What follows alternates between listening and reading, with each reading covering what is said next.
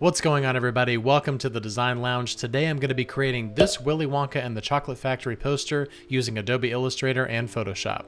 Before we get started, please remember to hit like and subscribe at the bottom and also click the bell for notifications. It'll tell you every time I upload a new video. Now let's get started. Okay, so I kind of have a general vision of what this poster is going to look like, but not really a vision necessarily. I just kind of have an overall direction. So the very first thing that I'm going to do is I'm going to create, just temporarily, I'm going to create a black background. And this is really just so I can see this next step in particular. So what I want this to be is I want this to be a poster for the movie. And this is the 1971 movie, the Gene Wilder version. The one that has all the bubbles. You remember the bubbles, bubble scene? That's always been one of my favorite parts of the movie, probably my favorite part because I love bubbles. Bubbles are super cool. So what I'm going to do is I'm going to create this bubble. And so the first thing I'm doing here is I'm just creating this this general circle right here, and there's nothing fancy about it. It's just a regular circle using the ellipse tool over here. So first thing I'm going to do is come over here to the gradient panel, and I'm going to create 3 different points, and this one right here is going to be right around maybe like 85% or maybe between like 85, 90, 95, kind of around there. We want to just give it a nice little faint outline. So it's going to be, let's go ahead and make all of these white. Oops, sorry. There we go. Oops. This panel is very sensitive. Okay, so click on each one of these, make them white. And I'm going to take the opacity on this part down all the way down to 0. Let's go ahead and change this to radial gradient. And this one right here is going to be also at 0. So as you can see, we've got a nice little outline. I think that I'm going to go maybe, let's see what 95 looks like. I think 95 is perfect, actually. So we've got kind of this nice, like, we haven't added any effects to this. This is just the gradient right here. So we've got a nice, like, it's black, like black at the center. Well, really, it's white at the center with 0% opacity. As it gets to the outer edges, right at the 95% mark, it's still at 0, but then it goes from that to 100% opacity in just 5 percentage steps. So it gives this nice kind of blurry type of effect to it. So the next thing that we need to do here is create the reflections for the bubble to make it actually look like a bubble. So I'm going to duplicate this right here, and actually, you know what? I'm going to turn on my keycaster.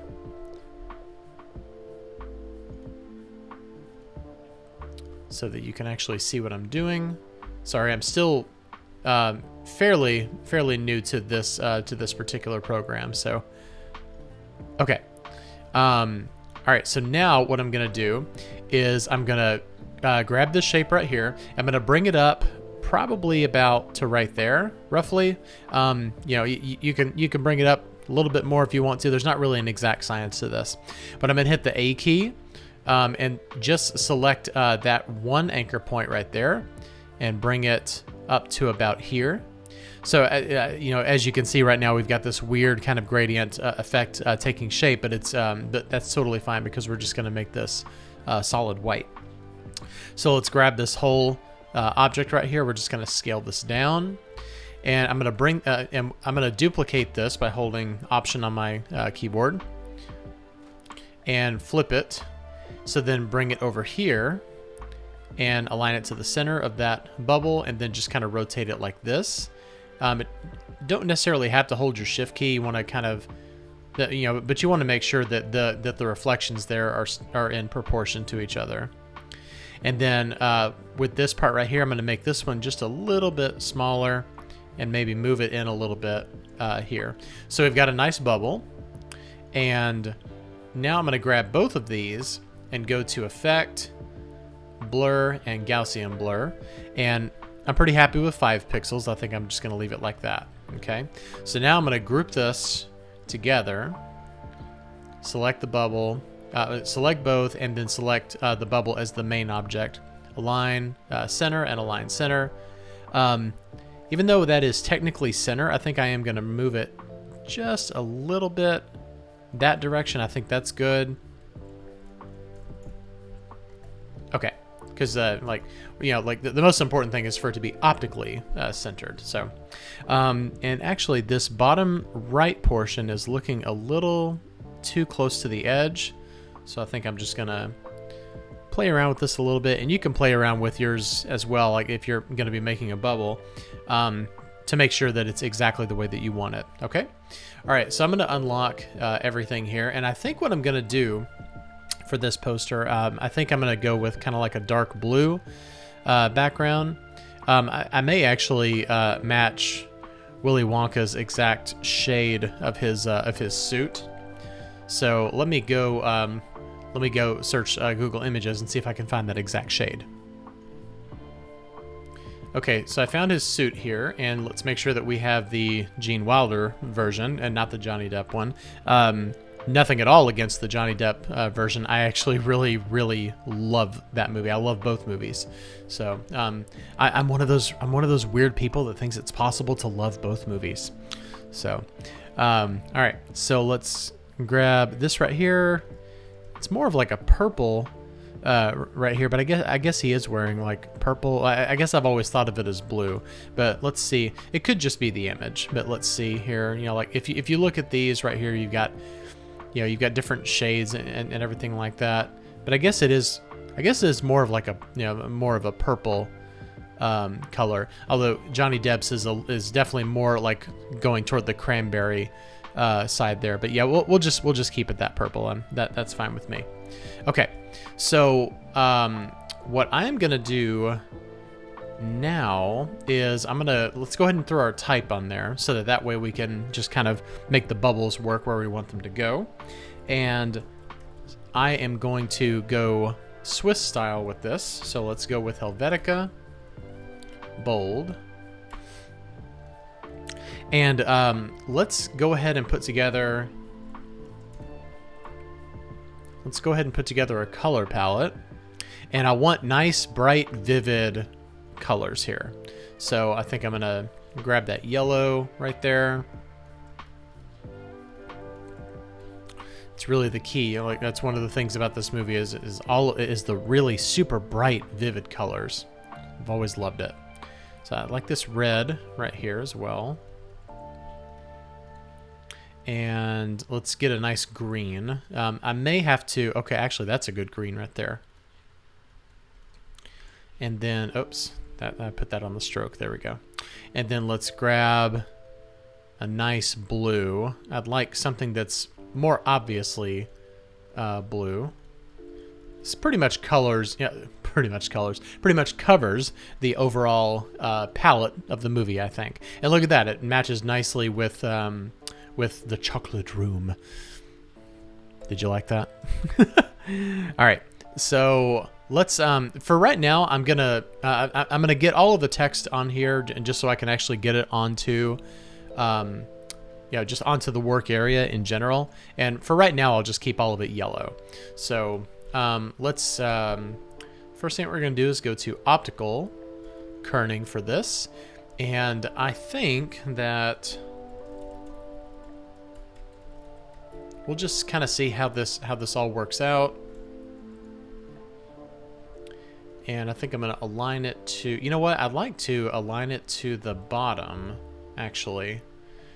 That way it kind of makes the focus a little bit more on the bubbles.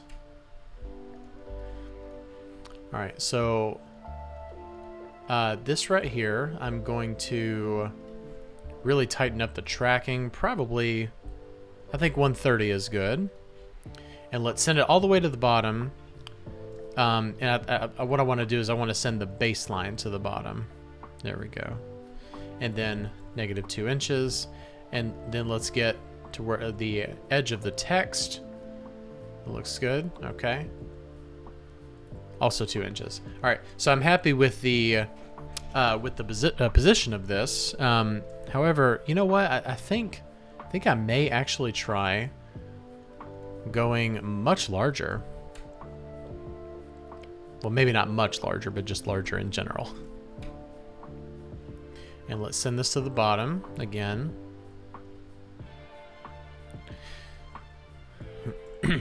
making stuff like this is really all about experimenting. So just experimenting and seeing what works. Okay, so now let's go ahead and get the cast members, and we'll go. So what I did there is my main text is at, actually it's at 150. We'll just make it 150. 151. Sorry, 151 even. So 151 divided by 4 should be your kind of a general rule of thumb. I don't think there's really anything that's necessarily mathematic about doing it that way. I just like to basically I just like to work in everything, like whether I'm dividing by 2, divided by 4, divided by 3, whatever it is, to keep everything in proportion with each other. So what we'll do is, let's see, we got Gene Wilder up there, and then Jack Albertson. And then this next part kind of gets a little bit hairy because you've got the 5 kids and you've also got their 5 parents, and it's like, who really gets top billing here? So what I'm going to do is I'm going to go in and see exactly how they have it. Not Charlie in the Chocolate Factory, Willy Wonka in the Chocolate Factory, and just kind of see how they do their billing. And then, obviously you got to stop somewhere. You can't have everybody's name on this poster. So let's just go ahead and get what we can get on here. Okay, so we got Peter there, and let's go ahead and basically what I think we'll do is we'll limit it to, I think limiting it to 12 is good, because we've got the we've got the kids, we've got their parents, and then we've got Gene Wilder and Jack Albertson.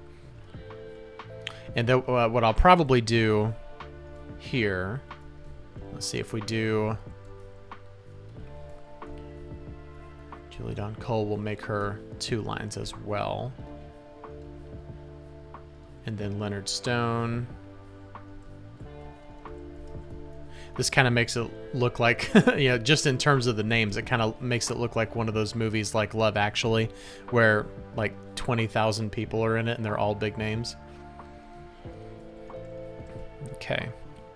So I think actually, even though we've got 6 names right there, it actually looks pretty good.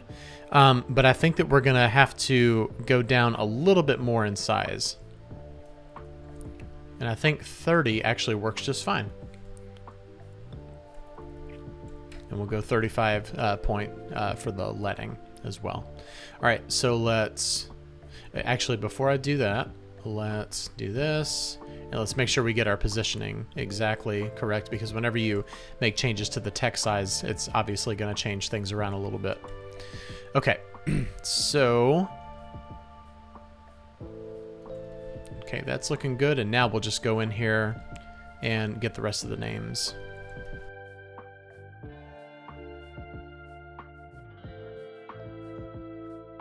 Okay, that's looking good, and I think that what we need to do here, I may actually have to decrease my margin in just a little bit, because I don't want to make the names any smaller than what we already have here.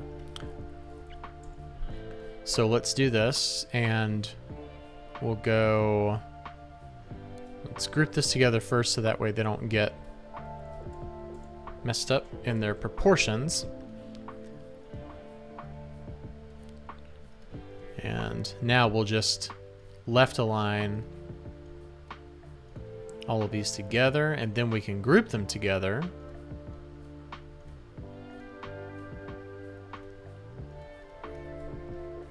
Okay, group, group, group, group, group, group, Augustus group. Okay. Sorry. Okay, so there we go. Everything is left aligned, and now there's equal amount of spacing in between each groups of the names. And because we went a little bit smaller with the names, I think that I'm going to maybe bring this up here and then down 1 inch, and I think that works. I think that works really well. Okay, perfect. All right, so now really the only thing left to do, besides putting the director's name on there, let's go ahead and grab the director's name. Mel Stewart. The reason why I like to do it that way is because I want to make sure that the names are correct. The names are spelled correctly. Okay, so then we'll align the bottom part of the text to the baseline of this. And then we'll align it to about right there. I think that looks good. And let's figure out if we can do okay, so we've got 12 names here and 4 different colors. So let's try some different colors for this, just to make it a more colorful poster in general. I may have to brighten up that orange a little bit just to make sure that it is legible. But I like all the variants here. And the fact that each color gets used 3 times. All right, so against that yellow, I think that the blue is good. That looks good. Okay. Let's go in here and maybe brighten up the orange a little bit.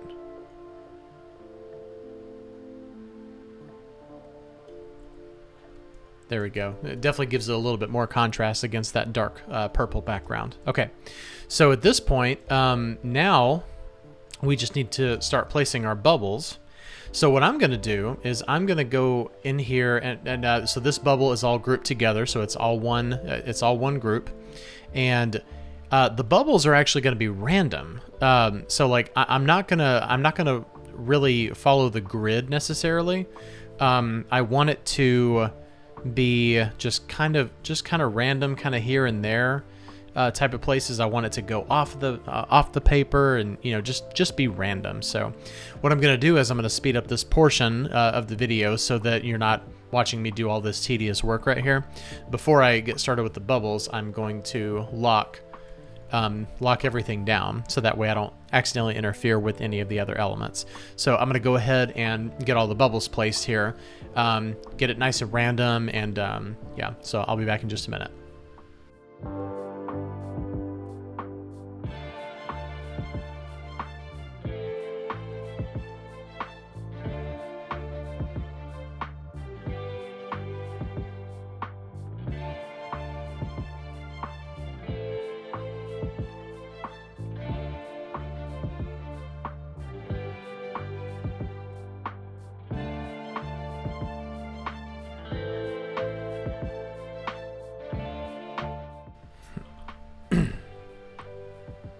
All right, looking very cool. So I think that what I'm going to do here is I'm going to go back to our Swiss color style picker, and I'm going to see if there's anything. There isn't anything here for purple, which is interesting. The closest thing is this pinkish color. So I think what I'm going to do is grab that color, and don't worry, I'm not going to make it bright pink all of a sudden. But what I am going to do is just kind of get kind of maybe a little bit more along the lines of, well, you know what? Actually, no. I think I'm just going to leave it like that because that's getting a little bit too close to the Johnny Depp suit. So, okay. So we're going to leave it just like this. And now what I'm going to do is I'm going to grab all of this and we're going to go into Photoshop and see what kind of effects we can do. Okay, so what I've done is I went back into Illustrator, and selected everything except for the background itself. So I'm going to go ahead and paste that in, and then let's go ahead and grab the hex value for this color, go to the background, and do this as a solid color. That actually looks pretty cool with the black background. I just want to see that real quick. That's actually pretty cool looking. Okay, all right, so I've got everything here, and this is already prepared for a bleed for going to print. And what I'm going to do is just some real basic like noise or kind of grain. So this time I'm actually going to use the noise filter. So what I did was I created a new layer, go Shift Delete on the keyboard, and fill with 50% gray, and then go up to filter, noise, and add noise. And I think I'm just going to do 10%. I think that's perfectly fine. And let's see what we're going to use here for the, I think overlay works really well. So as you can see, let me zoom in all the way. It doesn't do anything crazy to it. It just gives it this nice slight grain here. And then sometimes what you can do is go in to your curves and make sure that you have this to where it only affects the noise layer, and then just kind of raise up those levels just a little bit. That way your image doesn't get too dark. So all right, so I think this is looking pretty cool. Our Willy Wonka and the Chocolate Factory Swiss style poster covered with bubbles from the Fizzy Lifting Drinks. So here it is, and let me know what you think of it in the comments. Well, thanks a lot for watching me create that Willy Wonka and the Chocolate Factory poster. That was a lot of fun. I always enjoy working with bubbles as a design element, even though sometimes it can get a little bit too tedious for me. If you like this video, please hit like and subscribe at the bottom, and also if you click the bell for notifications, it'll tell you every time I upload a new video. Thanks for watching, and I'll see you next time. Bye-bye.